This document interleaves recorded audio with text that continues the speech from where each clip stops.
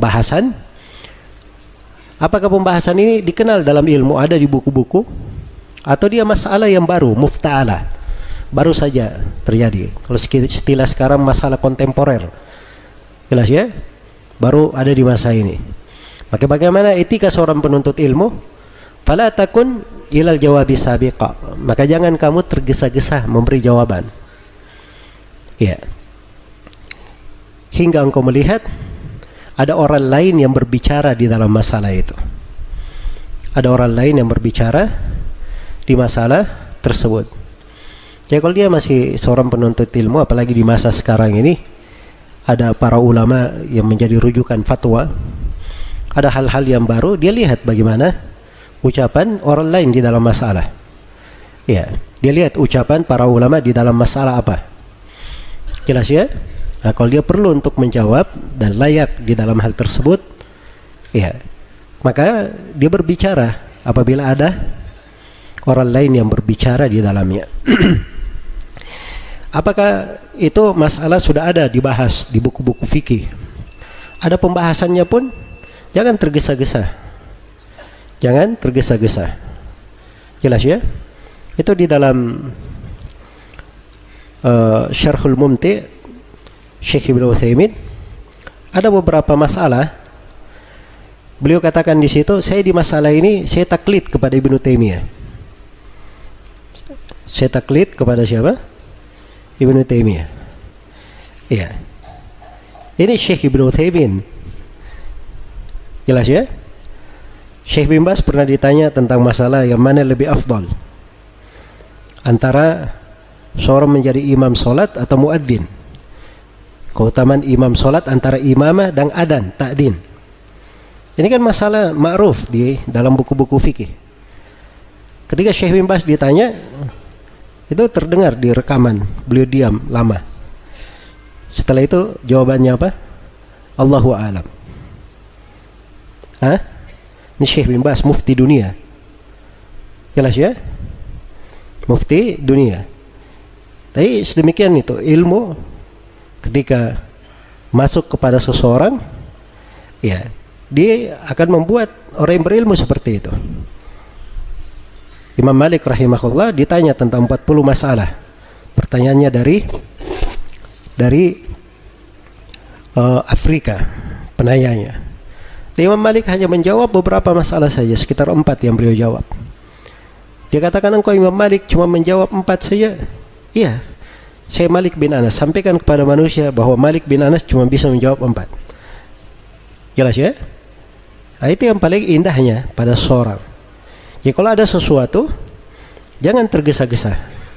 Ada seorang yang datang kepada Syuhnun, murid Imam Malik, salah seorang murid senior dari ulama Malikiyah. Tanya sebuah masalah. Katanya, kamu kembali lagi beberapa hari, biar saya pikirkan masalahnya. Kalau saya ada jawaban, saya beritahu. Kalau enggak, saya akan berkata saya tidak bisa menjawabnya. Ya, maka jangan tergesa-gesa di dalam hal tersebut. Ini apakah masalahnya ma'rufah, dikenal dalam ilmu, atau mufta'alah, atau masalah yang baru terjadi, masalah kontemporer. Ya, jangan tergesa-gesa. Apalagi kalau itu masalah yang baru terjadi di tengah manusia.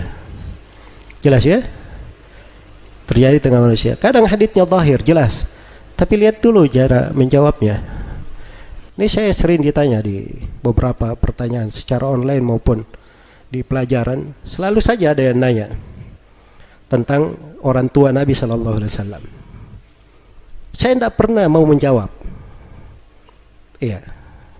Bukan saya nggak tahu haditsnya, tapi bukan dari akal yang sehat seorang menjawab di pertanyaan-pertanyaan yang seperti itu. Itu tidak ada di buku-buku akidah salaf disebutkan masalah itu. Sebagai apa? Usul i'tiqad. Kalau dia adalah pembahasan pokok di akidah, kita terangkan. Jelas ya? Di pembahasan ilmu. Makanya seorang itu harus melihat masalah-masalah apa yang dia jawab. Jangan dia masuk ke dalam hal-hal yang kadang kalau dia menjawab, itu bisa menjadi keributan di tengah manusia. Orang-orang yang tidak sampai akalnya akan keliru memahami masalah tersebut. Jelas ya? Karena itu ini bahasa yang dipakai oleh penulis, ya, punya husnus samt. Jangan tergesa-gesa. tenang, ada wibawa. Kalau bahasa lainnya, jangan sumbu pendek. Nah, itu mungkin lebih antum kenal ya. Ya. Biasanya sumbu pendek seperti itu, bakar langsung meledak. Ya. Jelas ya? Harus dia pertimbangkan ini masalah, kalau dia jawab apa akan orang memahaminya. Jelas ya? Apalagi kalau dia jawab di depan umum, orang-orang awam. Ya harus mengerti, Imam Malik itu ada sebagian hadits-hadits tentang sifat, beliau tidak mau sampaikan kalau ada orang awam. Khawatir akal mereka tidak sampai memahami hadits-hadits tersebut. Oh jangan dikatakan Imam Malik ini keterlaluan menyembunyikan kebenaran. Ya, sekarang ini Masya Allah ya, kalau ada yang ditegur seperti itu, kami ini keliru, masa kita ini ahli sunnah harus menyampaikan yang benar walaupun pahit. Ya Masya Allah, dipikirnya sedemikian rupa ilmu itu. Dia tidak ngerti bahwa Abu Hurairah berkata, saya hafal 2 kantong hadits dari Nabi SAW. Kata Abu Hurairah, hafidtu minan Nabi SAW wi'a'aini, saya hafal dari Nabi 2 kantong hadits. 1 kantong saya sudah sampaikan, saya sudah sebarkan. Tapi 1 kantong lainnya kalau sampaikan akan dipenggal leherku ini. Ya. Ini di masa fitnah, kadang tidak cocok seorang menyampaikannya. Jelas ya? Nah, itu etika di dalam ilmu.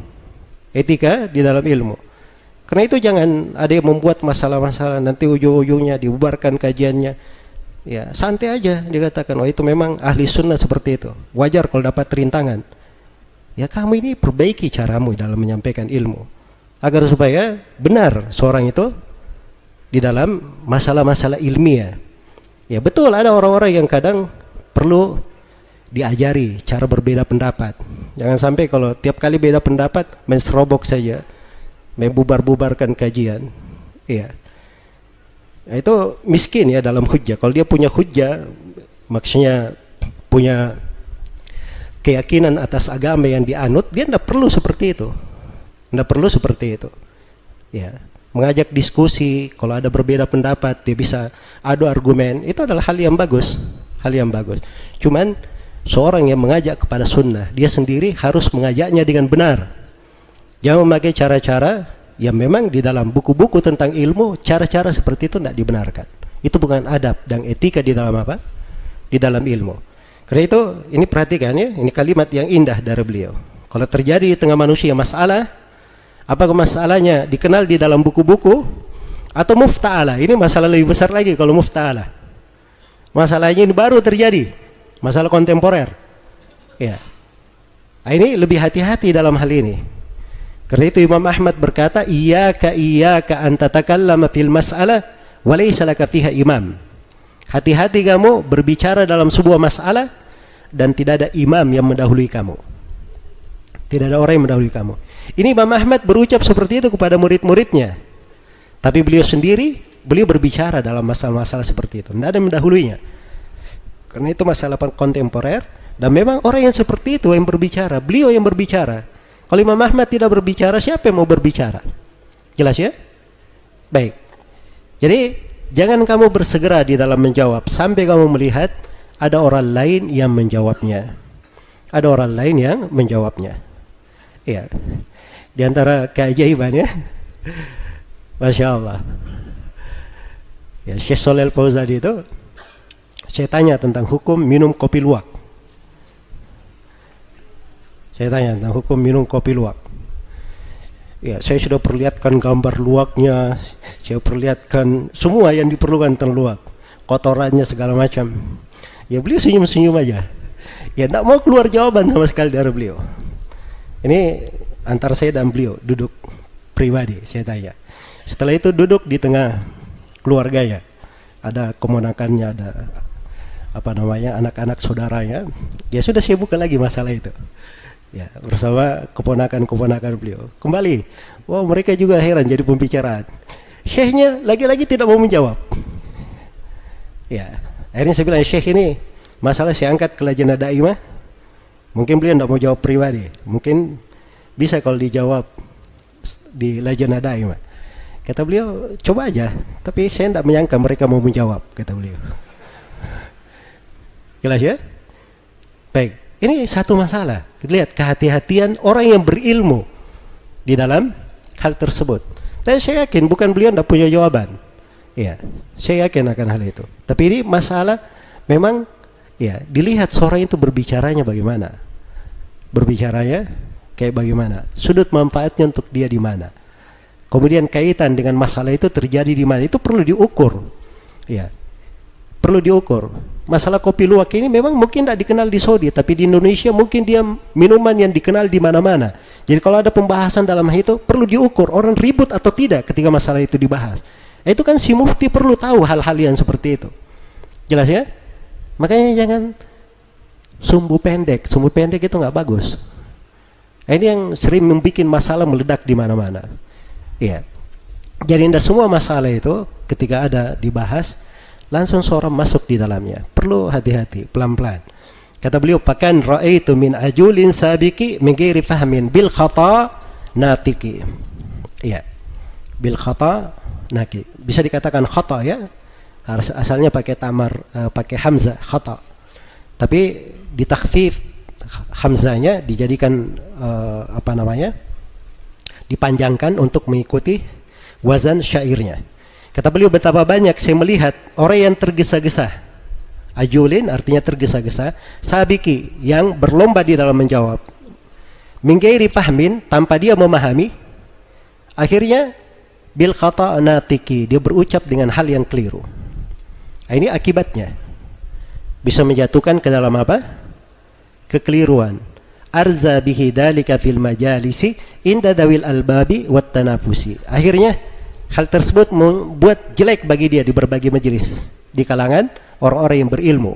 Dawil albab, orang yang punya hati, dan tanafus, orang yang punya ambisi kuat dalam kebaikan. Nah, ini maksudnya orang-orang yang berilmu.